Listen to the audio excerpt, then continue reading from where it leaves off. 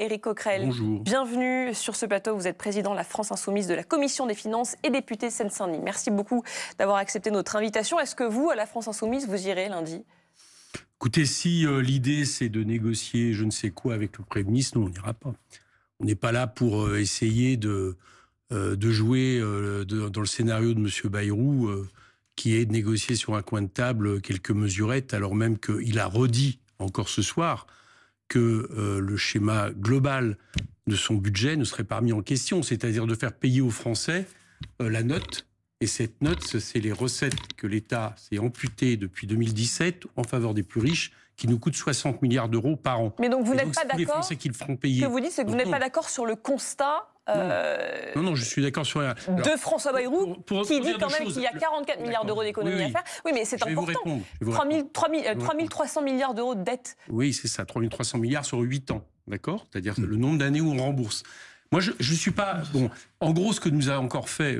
Oui, je peux vous expliquer, si vous voulez. C'est-à-dire 3300 milliards, c'est remboursé sur 8 ans. C'est comme si vous me disiez, quelqu'un achète une maison, je sais pas, à 500 000 euros, et sa dette, c'est 500 000 euros sur un an. Comment vous remboursez 3300 milliards sur 8 ans ? C'est pas possible. Eh bien si, c'est exactement ce qui se passe, monsieur. Mais c'est exactement ce qui se passe. C'est-à-dire que la durée moyenne de la dette en France est de 8 ans et 6 mois. Ça veut dire que 3300 milliards se remboursent sur 8 ans et 6 mois. Donc ça ne se rembourse pas sur un an de bénéfice.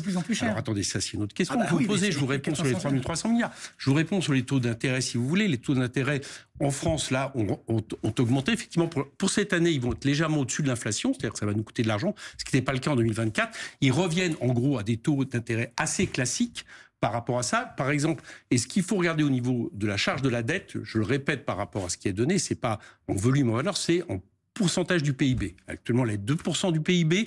Est-ce que vous savez de combien elle était en 2007, la charge de la dette ? Dites-moi. Elle était de 3%. D'accord ? Donc c'est juste pour vous dire qu'on n'est pas dans une situation... Mais quoi, vous dites en gros, c'est pas si grave ? Non, c'est pas... Oui, c'est pas la catastrophe aujourd'hui en France, par exemple, à mon avis, c'est plutôt le fait que l'industrie passe en dessous de 10% du PIB pour la première fois depuis la Ve République. C'est plutôt le fait que le chômage remonte, c'est plutôt le fait que la pauvreté bat des records en Europe, et c'est plutôt le fait, parce que c'est peut-être ce qui devrait être justement l'alpha oméga d'une politique économique.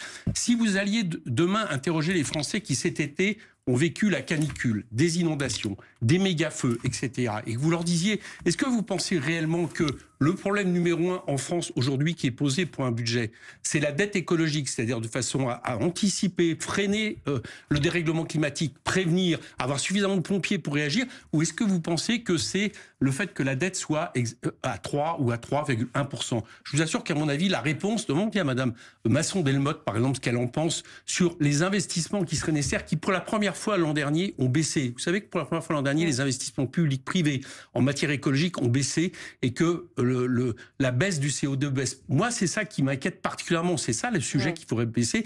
Au lieu de faire ce que monsieur le Premier ministre fait, encore ce soir sur TF1, c'est un espèce de catastrophisme qui, à mon avis, est un très mauvais coup joué à la France, parce que, à force de dire des inepties, par exemple, monsieur, une ineptie, ça c'est de dire que aujourd'hui. Marc Sauty dit une ineptie, tout le monde dit des inepties. Monsieur Bayrou. Monsieur Bayrou. Une ineptie, comme il a dit encore sur TF1 ce soir, c'est que vous avez failli reprendre, c'est les taux d'intérêt explosent. Non, les taux d'intérêt n'explosent pas. C'est de dire que, par exemple, mais vous avez entendu quand même. Nous n'aurions plus assez de prêteurs. Vous savez qu'au début de l'année, quand on a émis l'emprunt, il y a eu 10 fois plus de personnes qui ont voulu prêter à la France parce qu'elle est encore un placement sûr. Par contre, ce qui est vrai, c'est que la politique menée depuis 2017 et plus encore depuis 2 ans, alors qu'elle est minoritaire, est en train d'aggraver la situation économique, est en train de créer le chaos, et c'est ça qu'il faut arrêter en toute urgence. Mais Monsieur Coquerel, vous qui régulièrement, avec la France Insoumise, réclamez plus de moyens pour le fonctionnement des services publics, lorsque l'on voit que, non pas la dette, mais le remboursement des intérêts de la dette représente l'équivalent du budget de l'éducation nationale, est-ce que vous vous dites pas, cet argent-là, si on l'avait pour financer des écoles, des hôpitaux, ce serait préférable plutôt que de rembourser des intérêts de la dette? Ça dépend à quoi ça sert. Est-ce que la dette est nécessaire ou pas? Est-ce que, par exemple, quand vous voulez investir dans le pays, les Allemands, par exemple, ont décidédé, face à la guerre commerciale déclenchée par Trump, c'est un vrai sujet. Les Allemands vont emprunter, car ils ont cassé... Attendez, juste sur le principe de ce qui se passe par rapport à la situation actuelle. Monsieur Trump est en train de déclencher une guerre commerciale. D'accord ? Est-ce que la question de la souveraineté industrielle, de la relance industrielle, ne devrait pas être au cœur de notre problème politique ? Les Allemands se la posent de manière tellement importante qu'ils viennent de casser, ils viennent d'en finir avec la règle constitutionnelle qui veut qu'il n'ait pas de déficit. Bilan l'an prochain, moi je regarde sur l'avenir, les Allemands vont mettre 60 milliards d'investissements, plus chaque année maintenant, plus un plan de 500 milliards. Eh bien moi je vous donne rendez-vous dans 10 ans, parce que nous, dans le budget prévu par M. Bayrou, il y a en tout et pour tout, en termes d'investissement, et je conteste que ça soit sur ce secteur qu'on aille, plus 3 milliards pour la défense. C'est tout. Donc on va être à la ramasse par rapport à ça. Ce n'est pas vous-même, vous saluez 60 milliards d'investissement par les Allemands. Est-ce qu'il ne faudrait pas mieux 60 milliards d'investissement que 60 milliards de remboursement d'intérêts de la dette? Alors vous avez raison sur une chose. Le problème, c'est à quoi sert la dette et à quoi sert le déficit en France depuis 2017. Le PIB, dans le PIB, les dépenses publiques n'ont pas augmenté depuis 2017. Je suis désolé de vous l'apprendre. C'est la réalité. Les dépenses sociales. Non. Globalement, ça n'a pas augmenté. Ce qui a baissé, c'est de 3 points les recettes, c'est-à-dire tous les cadeaux fiscaux qu'on a fait, et notamment qu'on a fait aux plus riches, en espérant que ça allait, parce que c'était un pari. Justement, on peut le juger. L'idée, c'était de favoriser les capitaux pour espérer que ça fasse de l'investissement et de l'emploi. C'est un constat d'échec. Et M. Bayrou propose de faire payer aux Français. Ça n'a pas marché. Ça marchait de 2017 à 2021. Oui, enfin, moi, je regarde le bilan maintenant. L'industrie se casse la gueule. L'emploi, vraiment, et c'est un drame, c'est un drame. L'emploi est en train, est sur vraiment une mauvaise situation. Et je le disais tout à l'heure, ça n'a pas l'air de vous inquiéter, mais pour la première fois depuis 2 ans, nous sommes à moins 2 milliards l'an dernier d'investissement en matière écologique. Alors que c'est, à mon avis, le problème numéro 1 qui est posé. Donc, ce que je vais vous dire, c'est que ce qui est prévu par le budget de M. Bayrou, il a plein de défauts. Le premier défaut, c'est qu'en réalité, il a un aspect récessif sur l'économie. Parce que quand vous baissez la consommation populaire, qui est le feu de l'activité économique en France, qui fait que contrairement aux Allemands, nous ne sommes pas rentrés en récession depuis 3 ans, et que vous attaquez le pouvoir d'achat des gens, des retraités, des prestations sociales qui seront gelées, quand vous baissez les moyens des ministères, hors des ministères régaliens, vous avez un effet récessif sur l'activité économique. Les économistes le disent, ils sont même tout à fait d'accord là-dessus. Donc, si on appliquait le budget... Attendez, je vous explique. Si on appliquait le budget de M. Bayrou, non seulement, je vous fais tous les paris que vous faites, nous ne réduirons pas le déficit, c'est exactement ce qui se passe depuis des années, c'est cette politique qui est menée, mais en plus de ça, nous aurons encore une fois affaibli le modèle social français. Alors pardon, je me tourne vers les économistes en plateau. Non mais je pense que... Alors déjà, deux secondes. Alors chacun son tour, Jean-Marc Sylvestre. Les économistes disent effectivement que la consommation fléchit parce que les Français ne consomment pas. Mais les économistes constatent aussi que pendant ce temps-là, ils épargnent. Et jamais on a épargné autant. Alors comment expliquez-vous que ces Français que vous dites déprimés épargnent massivement et ne dépensent pas leur argent? Vous avez raison sur la consommation populaire. Attention, c'est la consommation populaire qui compte. Je vais y venir. Je ne pensais pas que vous alliez parler de la consommation des voitures de luxe, franchement. Non, mais je vous parle de la consommation populaire. Mais la consommation populaire, monsieur, elle est d'abord basée sur ceux qui ne peuvent pas épargner, qui à la fin du mois... Non, regardez la clientèle du livret A. Mais je parle du livret A de la caisse d'épargne. Mais à votre avis, qui peut épargner aujourd'hui? Est-ce que vous connaissez la situation économique dans ce pays aujourd'hui? Oui, je crois que Jean-Marc Sylvestre est plutôt bien renseigné. Peut-être, mais je me permettrai quand même de lui indiquer qu'aujourd'hui, par exemple, il n'y a plus d'embauche dans les boîtes. D'accord. La TVA vient de baisser au premier trimestre de manière très inquiétante parce que ça note justement la baisse de la consommation populaire. Et les Français qui peuvent épargner, vous avez raison par rapport à l'avenir. Aujourd'hui, c'est un des indices. Ils épargnent plus qu'ils n'épargnaient. Mais ça veut dire quoi? Eh bien, ils ont la trouille. Mais ils ont la trouille de quoi? Ils ont la trouille d'une activité économique qui est récessive et qui ne va pas dans l'instabilité politique. Mais là. Alors attendez, moi j'aimerais que la stabilité politique, et c'est à ça qu'à mon avis en venir, c'est qu'il y a 1 an, M. Macron a fait un pari, il a dissous l'Assemblée, il est revenu minoritaire, sa politique est minoritaire, et au bout d'1 an, et à mon avis c'est cette période qui va être clos par le 8 septembre, c'est-à-dire le fait que le Premier ministre ne va pas avoir le vote de confiance, eh bien depuis 1 an, coûte que coûte, il essaie d'imposer une politique qui est minoritaire dans le pays. Ça, on va y revenir évidemment, mais juste j'aimerais revenir sur un de vos propos c'est sa démission pour qu'on comprenne bien. Vous dites aucune des mesures proposées par François Bayrou ne permettra de réduire le déficit. Est-ce que c'est vrai? Moi je l'ai dit souvent, évidemment. Non, mais ce qui est fou, c'est qu'on est presque d'accord sur le diagnostic. C'est-à-dire qu'effectivement, la politique qui a été menée jusqu'à présent est un échec. faut être honnête, c'est-à-dire on a augmenté la dette publique de, je l'ai tout à l'heure, plus de 1 000 milliards d'euros. Mais là, les mesures proposées, les mesures qui sont sur la table. Elle n'a pas été effectivement effective. Mais le problème, c'est que on a aussi la charge d'intérêt de la dette sur 15 ans, chiffre de l'INSEE, 1 000 milliards d'euros. Vous vous rendez compte, M. Coquerel, 1 000 milliards d'euros fichus par les fenêtres. Donc ça, c'est tous les économistes que vous écoutez souvent, qui vous disent la dette ne coûte rien. Évidemment qu'elle coûte, cette dette. Et parce que ces 1 000 milliards d'euros, on aurait pu... justement, donc ne disons pas... c'est ça le vrai enjeu. Le vrai enjeu est là. C'est que cette dette a mal été utilisée. Alors justement, cette dette a mal été utilisée. Cette dette doit être utilisée justement pour l'investissement, pour l'innovation. Et c'est là, effectivement, ce que vous proposez ne colle pas. C'est-à-dire que si jamais aujourd'hui, ce que vous dites, ce qu'a dit par exemple M. Mélenchon... Ce que vous propose M. Bayrou. Oui, on est d'accord. M. Mélenchon, au moment de la crise de l'inflation, M. Mélenchon, ce qu'il a dit il y a 2 jours, il a dit que les 60% de dettes qui étaient détenues par les étrangers, on n'allait pas le rembourser. Vous vous rendez compte l'impact d'un tel discours? Ça, c'est très dangereux. C'est qu'aujourd'hui, effectivement, je veux juste vous répondre à votre question. C'est que si aujourd'hui nous avons une situation où on le voit, même avec un budget de M. Bayrou, les investisseurs commencent à délaisser la dette publique française. Vous l'avez vu ces derniers jours. Les taux d'intérêt de la dette publique allemande baissent. Nous, ça augmente. À votre avis, pourquoi? Parce que ça a un lien avec... Nous ne sommes pas crédibles. Est-ce que c'est un lien votre politique, ça serait évidemment un lien avec l'instabilité politique et avec le discours catastrophique de M. Bayrou? Je ne suis pas d'accord. Le vôtre. Des comparaisons imbéciles avec la Grèce. Le vôtre aussi. Imbécile avec la Grèce. Non. Moi, je suis pas justement, je ne suis pas en train de... Il y a 2 discours à avoir. Il y a la politique menée depuis des années, d'accord, qui est une politique... On n'est pas en accord, ça, bon, on sait. On n'est pas en accord. Je pense que le bilan est très mauvais. C'est-à-dire que d'un point de vue de l'industrie, d'un point de vue du chômage, je pense que le bilan n'est pas bon et nous met en grande difficulté par rapport à d'autres économies qui ont d'ailleurs les mêmes problèmes. Parce que nous, c'est le déficit, mais les Allemands, encore une fois, ne mettez pas de côté le fait que ça fait 3 ans qu'ils sont en récession. Raison pour lesquelles ils réagissent. Donc, nous sommes dans une situation qui nous met en difficulté par rapport aux autres pays. Mais au-delà de la situation menée par cette politique, il y a quand même la France qui, par exemple, je vous le dis, par rapport à la dette, c'est 1 an de PIB. Notre actif en France, c'est 6 ans de PIB. Je trouve que M. Bayrou joue un très mauvais rôle à essayer de faire un catastrophisme, laissant penser que nous sommes quasiment demain au bord de la faillite. Pourquoi? Parce que à agiter comme ça des peurs irrationnelles, vous faites peur au marché, vous faites peur aux Français, vous jouez sur la confiance, et donc c'est un très mauvais coup. Tout ça pour justifier sa politique. C'est en cela que je ne dis pas que la dette... Mais vous ne croyez pas que c'est l'ensemble de la classe politique qui fait peur au marché, comme vous le dites? Parce qu'à ne pas vouloir de compromis, à ne pas vouloir se mettre autour de la table, à boycotter la réunion du Premier ministre, vous ne croyez pas que justement vous envoyez des compromis sur quoi? Est-ce que vous avez entendu M. Bayrou? Non. Il en a fait des compromis, François Bayrou. Et il explique que mesure par mesure, il est prêt à revenir. C'est intéressant ce que vous dites. Vous vous souvenez que l'année dernière, on a tenté ce compromis à l'Assemblée. Je vous le rappelle. L'Assemblée, dans son ensemble, a tenté ce compromis. Elle a dit, on a eu un budget proposé par M. Barnier et nous l'avons modifié. Nous avons mis 60 milliards de recettes en plus. D'ailleurs, pour la petite histoire, l'article d'équilibre qui note la fin de la discussion des recettes, le déficit était baissé à 2,7, qui montre bien qu'il y a un problème de recettes. Qu'est-ce qui a été fait? Est-ce qu'ils se sont tournés vers l'Assemblée en disant « Nous savons que nous sommes minoritaires, on va prendre en compte ce que vous dites ». Non, ils sont passés par 49.3, ils ont rétabli leur budget. Donc il n'y a pas de tentative de négociation. Pourquoi?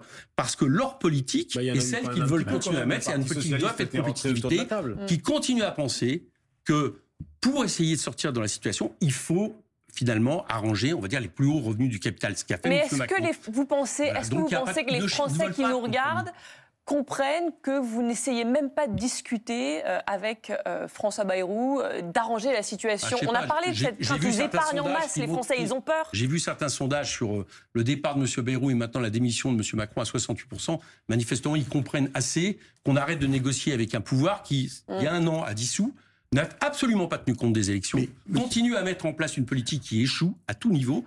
Je veux dire, j'ai l'impression que c'est plutôt compris. Vous n'irez pas. Dans ce contexte, quelles sont vos revendications pour le 10 septembre, précisément? Pour le 10 septembre, c'est très clair. Nous, on pense que le 8, je vous le dis très franchement, là, on s'amuse, il y a un feuilleton. On s'amuse. C'est pas drôle. Moi, je trouve pas drôle. Vous avez raison. Non, franchement, vous avez raison, Marc Sylvestre, je vais vous donner raison. Ce soir, j'ai trouvé pas drôle du tout. Non. L'espèce de catastrophisme auquel se joue, il m'a mis en colère, très franchement, parce que je trouve que c'est un fort mauvais service rendu aux Français. Par exemple, qu'il arrête les comparaisons avec Liz Truss en Grande-Bretagne, en disant... Mais pourquoi Parce que Liz Truss... Pourquoi Jean-Luc Mélenchon compare les emprunts russes aux emprunts français? Mais parce que Liz Truss, vous savez ce qu'elle a fait, vous savez pourquoi, vous savez ce qui s'est passé. Elle a baissé les impôts de manière drastique en quelques semaines. Quand il dit la dette, on s'en fout, la politique de M. Macron. Donc ils arrêtent la comparaison. Non, c'est parce que... Quand il dit on ne remboursera pas... Attendez, chacun son tour, s'il vous plaît. Ce qui est dit par Jean-Luc Mélenchon, c'est qu'il faut faire attention par rapport à la France, à, j'allais dire, agiter cette histoire de faillite qui laisserait penser qu'on ne peut plus rembourser. De toute façon, je vais vous dire une chose, vous ne remboursez jamais le stock de la dette. Et cette phrase que je vais vous dire... Alors attendez, est-ce que c'est une raison pour la creuser? Rembourser les intérêts. Mais la question n'est pas de creuser... Encore une fois, la question n'est... Est-ce que l'essentiel aujourd'hui, à long terme, est-ce qu'on pense que la politique mise en place par M. Bayrou va répondre aux objectifs de l'heure? Je vous ai dit, pour moi, des objectifs de l'heure, c'est la dette écologique. Elle me semble catastrophique. L'autre objectif, c'est de répondre aux besoins des Français, par exemple. C'est de relancer notre industrie. Et puis, ça peut être aussi un objectif, je ne dis pas quoi, ça peut être de réduire les déficits sur plusieurs années. D'accord? Est-ce que vous pensez que la politique d'offre et de compétitivité qui est mise en place va réduire les déficits? Eh bien, moi, je vais vous dire non. Parce qu'une politique récessive dans la situation actuelle, c'est le bilan qu'ont tiré les Allemands, eh bien, ça va avoir un effet récessif et que vous aurez moins d'entrée de TVA, c'est ce qui se passe. Hein. Là, c'est intéressant parce qu'on a eu quand même un plan Bayrou l'année dernière voté. 35 milliards d'économies. Le bilan, c'est quoi? C'est qu'il y a moins d'entrée de TVA dans ce pays au premier trimestre. Et donc, il n'y a pas d'activité. Très bien, il y a moins d'activité. Alors attendez. Parce que la confiance plonge. Et quand vous parlez de réindustrialisation, c'est pas en claquant des doigts que ça va arriver. Il faut prendre des mesures. Si on augmente les impôts, vous croyez qu'on va réindustrialiser le pays? Moi, je propose pas d'augmenter les impôts pour les Français, ce qui d'ailleurs va être fait pour les entreprises. L'ensemble des Français d'ailleurs. Parce que l'histoire de pas d'indexation de l'impôt sur le revenu. Mais non, mais moi je suis pour baisser les impôts. Moi je suis pour aller rechercher les cadeaux fiscaux qui ont été faits. C'est la marque de M. Macron. C'est qu'il a avantagé, pour des raisons politiques assumées, quelques centaines de personnes dans ce pays, et ça nous coûte. Ça peut nous sembler aberrant, mais ça nous coûte des dizaines de milliards. Mais c'est un peu ce qu'ils sont en train d'essayer de rectifier, non? Ils ont fait un pas ces derniers jours vers vous, vers la gauche là-dessus. C'est à peu près à hauteur de 10% du plan d'économie qui compte faire. Donc c'est pas du tout à la hauteur de ce qu'il faut faire. Mais ce que vous appelez des cadeaux fiscaux, ce sont des allègements de charges. On peut les contester, mais... Non, là je vous parle de... En partie notamment. On parle de la flat tax, la suppression de l'ISF, etc. Sur la fiscalité, ça... On parlait du rapport de Sénat. Vous comptez, effectivement, les moindres rentrées fiscales. On peut aussi considérer, et de fait ça s'est vérifié aussi, en tout cas sur les premières années du mandat d'Emmanuel Macron, que cet allègement de la fiscalité et l'allègement des charges d'entreprises a permis... Non. Bah si. Parce que vous dites... Moi, je me reporte. Ça a permis de baisser le chômage. Je vais vous répondre sur deux choses. Et même il y a eu des rentrées fiscales supérieures les années où les impôts sur l'entreprise ont baissé. Bah si. Alors, je vais répondre. Je vais répondre point par point, si vous voulez. Je vais répondre point par point. Non, je vais répondre point par point à ce que vous dites. D'abord, vous avez raison d'évoquer, je l'évoquais pas, je parlais pas de cadeaux fiscaux, les aides aux entreprises estimées par le Sénat à 211 milliards. D'accord? Mais c'est, en tout cas, je vous fais remarquer que c'est ça la principale charge de la puissance publique. Plus que le... je le mets... Ça n'a pas été des doutes. Ça nous coûte 6 400 € par seconde pour les comparaisons de monsieur. Bien. Mais ça rapporte justement, comme elles sont sans condition, c'est une question que ça rapporte. Deuxième chose... Juste, je vais vous dire, non, il n'y a pas eu d'augmentation des impôts parce que les impôts ont baissé. Ce qui s'est passé, c'est qu'en 2023, qui était une année post-Covid, l'économie qui était au fond de la piscine, elle est remontée à la surface en un an. Et donc, tout d'un coup, c'est ce qui explique en grande partie la question des déficits en 2020. Ils se sont dit, beaucoup d'argent. Mais la fiscalité a augmenté, c'est extraordinaire. Ils n'ont même pas regardé que c'était sur une année anormale. Quand les années sont devenues normales, la fiscalité a baissé. Rachel Binas avait une question à laquelle vous n'avez pas répondu. Excusez-moi. Non, mais on va y venir. On va y venir. J'ai tellement des débatteurs de talent que... C'est intéressant. Mais la question du 10 septembre nous intéresse aussi. Et la question de Rachel, c'était de savoir quel était le message du 10 septembre. Moi, j'ai la réponse pour vous. J'ai la réponse pour vous, Rachel Binas. Jean-Luc Mélenchon qui a tweeté dans la foulée de la prise de parole de François Bayrou. Est-ce qu'on peut revoir ce qu'il a fait, Jean-Luc Mélenchon, ce qu'il a écrit? La CGT et Sud Solidaire appellent à la grève le 10 septembre. Des sections de FSU en font autant. La France du travail écrit son calendrier de libération du libéralisme. Et là, c'est très clair. Le 8 septembre, on vote pour faire partir Bayrou. Le 10 septembre, on agit pour faire partir Macron. Donc le message du 10 septembre, c'est au revoir Macron. Il faut en finir avec le chaos. Et Macron, c'est le chaos. Macron, c'est le chaos? Bien sûr. Moi, je considère que ce qui se passe dans ce pays, c'est-à-dire la politique menée économiquement, elle est mauvaise. Démocratiquement, elle pose problème. Ça, c'est, par exemple, vous avez remarqué que l'autre fois, nous avons apprécié que François Bayrou revienne comme à une tradition normale, qui est le vote de confiance. C'est quand même un problème que l'Assemblée nationale, on lui passe comme ça, on lui passe dessus en permanence, que ce soit par 49.3. Donc, il y a un problème qui est posé, qui est un problème Macron. Et donc, j'allais dire que s'ils remettent un nouveau gouvernement, c'est pas ça qui va résoudre la question pour appliquer la même politique. Donc, il faut un retour au peuple. J'ai tendance à penser que c'est plus la présidentielle qui peut être la manière de revenir justement sur une stabilité avec un retour au peuple et que les Français tranchent, qu'une dissolution où la dernière fois ils n'ont pas suivi le résultat. Voilà, c'est pour ça que nous disons très clairement que le 10 septembre, ça doit servir à ça. Est-ce que vous n'aurez pas un problème, imaginons, de cette hypothèse qui n'est pas totalement loufoque, c'est-à-dire il y a par exemple dissolution.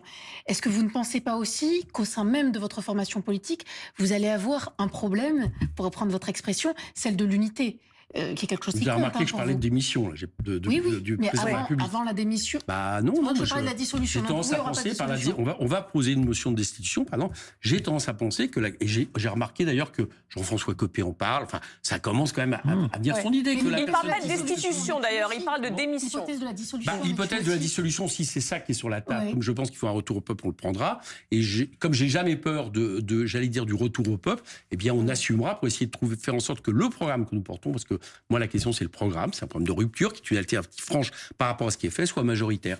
On en parlera à ce moment-là. Vous déposez une motion de destitution le 23 septembre prochain, mais vous savez que ça n'aboutira pas. On verra. Comme ça n'a pas abouti l'année dernière. C'est parce que Mme Le Pen n'a pas voté pour à la conférence des présidents que c'est pas venu dans l'Assemblée.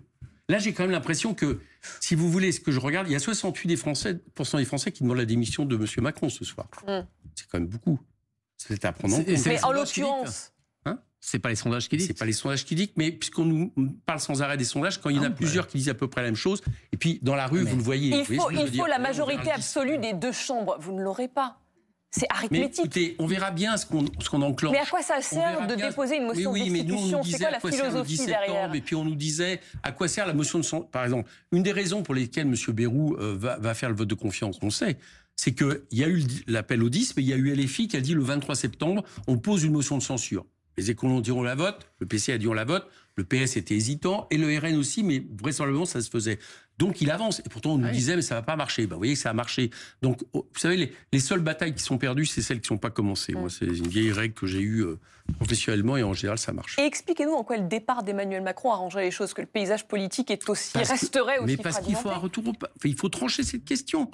C'est plus... Enfin, rendez-vous compte. Alors, je reviens au problème de contexte global que nous avons. Nous sommes dans un moment où l'histoire change, se modifie. En gros, pour aller vite, on a eu plein d'années où le capitalisme s'est appuyé, excusez-moi d'utiliser ça, mais s'est appuyé sur le libre-échange. Aujourd'hui, on voit bien que c'est des guerres commerciales qu'on en jeu. Donc il y a un enjeu extrêmement important, plus l'enjeu écologique et tout ce qu'il y a. Est-ce que vraiment on peut continuer comme ça, avec un pouvoir qui est minoritaire, qui peut absolument plus rien faire passer, sauf à passer avec des artifices de la Ve République qui pose un problème de régime? Je ne crois pas. Je crois que la France est en situation de grande faiblesse. Et dans ces cas-là, je pense que c'est le peuple qui doit trancher. Et Jean-Luc Mélenchon, président, ce serait votre scénario idéal? Notre programme gagnant les élections, oui. Et pour qu'on gagne les élections, je pense que Jean-Luc est le meilleur candidat. Et vous souhaitez un départ d'Emmanuel Macron. Vous souhaiteriez une dissolution? Je viens de le dire, ma préférence, c'est la démission. Oui, mais voilà, si la dissolution vient, la dissolution viendra et on l'assumera. Et vu l'état des relations en ce moment entre le Parti socialiste et vous, est-ce que vous pensez repartir en candidature unique comme en 2024, candidature unique? J'ai entendu ce que dit le Parti socialiste. Le Parti socialiste, pour l'instant, est dans une situation où ils n'imaginent pas d'alliance avec nous. C'est pas nous qui le disons. Et on ne sait même pas sur quel programme. Nous, on ira avec les gens qui respectent le programme. Ce qui veut dire qu'en allant devant les urnes, vous n'êtes pas assuré, vous, d'être majoritaire. On n'est jamais. En 2024, mais comme vous êtes un fin observateur, vous remarquerez que quelques semaines avant les élections de juillet dernier, on nous disait que le RN allait largement gagner. Pardon, mais votre préférence, c'est la guerre commerciale. Ah non, j'ai pas dit que c'était ma préférence. Vous avez dit on change de paradigme. Non. Ma préférence, c'est d'en finir avec le système du capitalisme financiarisé. Donc, non, mais le libre-échange. Non, j'observe. C'est le libre-échange ou la guerre commerciale? Non, mais j'observe. C'est ça, là. Non, mais j'observe ce qui se passe. Non, mais il y a une autre solution. Il y a une solution, c'est des règles internationales de coopération entre les pays qui soient ni une guerre commerciale ni libre-échange. Mais si, je vous le dis. Non, mais je vous rassure, vous n'aurez pas le pouvoir, donc ça va bien se passer. Mais je vous rappelle, parce que vous connaissez la dernière période de libre-échange qui a dégénéré en guerre commerciale, c'est avant 14. Oui. Non, mais par rapport aux problématiques qui sont les nôtres. Juste une dernière question. Vous êtes conscient que si jamais, que Dieu ne plaise, j'espère que ça n'arrivera jamais, mais M. Mélenchon arrive au pouvoir, vous vous rendez compte la défiance que nous allons générer? Vous vous rendez compte les taux d'intérêt, comme en Grèce, vont monter à 10-15%? Les investisseurs n'investiront plus en France. C'est vous qui le dites. Ah, mais non, c'est pas moi qui le dis. C'est inévitable, malheureusement. Regardez déjà le pauvre M. Bayrou qui ne fait pas d'efforts. Déjà, les taux d'intérêt commencent à augmenter. Alors, si on a quelqu'un qui nous dit on arrête tout, on ne rembourse pas les emprunts, imaginez à la fin du film. Si vous allez dire aux 15% de Français aujourd'hui qu'ils seront dans une situation encore pire si on change de politique qui favorise les plus riches. Non, il faut changer de politique. Mais je veux dire, la politique que vous proposez, elle sera beaucoup plus dramatique. C'est la seule alternative. C'est une politique assez cohérente qui vise à redistribuer les richesses autrement et à faire une politique de relance par la bifurcation écologique en comptant remplir les carnets de commandes. C'est pas. On l'a déjà essayé. Est-ce qu'en cas, j'avais une question. Est-ce qu'en cas d'élection présidentielle anticipée, est-ce que Jean-Luc Mélenchon a réellement une chance? D'abord, il a été 3e des 2 dernières présidentielles, donc sur le papier, il a effectivement des chances d'atteindre le second tour. Son problème aujourd'hui, c'est qu'à l'intérieur de la gauche, il faudra voir qui sera l'alternative. Les sondages aujourd'hui montrent qu'un candidat de gauche sur la ligne de départ qui s'appelle Raphaël Glucksmann est en mesure peut-être de faire plus de 10. Les 2 derniers, je rappelle, Benoît Hamon 6 en 2017 et Madame Hidalgo 2 et quelques. Il y aurait qui dans un gouvernement sous la présidence?